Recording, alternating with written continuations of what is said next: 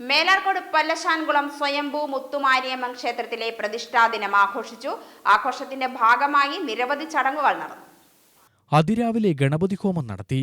കൂട്ടപ്രാർത്ഥന, ഗണപതി പൂജ, പുണ്യാഹശുദ്ധി, പഞ്ചഗവ്യ പൂജ, കലശാവാഹന പൂജ, പൂർണാഹൂതി, ഉപഹാരപൂജ തുടങ്ങി നിരവധി ചടങ്ങുകൾ നടന്നു.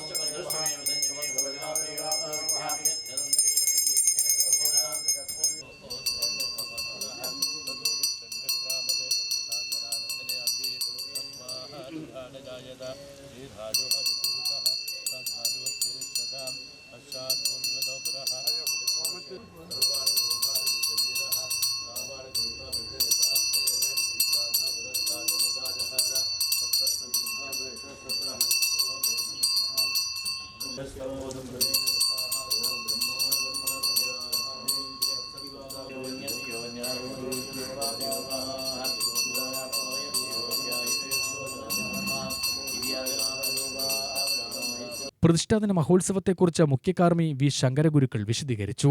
പ്രതിഷ്ഠാദിനത്തിൻ്റെ ഭാഗമായി അതിരാവിലെ മഹാഗണപതി ഹോമം, തുടർന്ന് കമ്മിറ്റി അംഗങ്ങളും ദേശവാസികളുടെ കൂട്ടുപ്രാർത്ഥന, അനുവാദം വാങ്ങൽ ചടങ്ങുകൾ നടന്നു.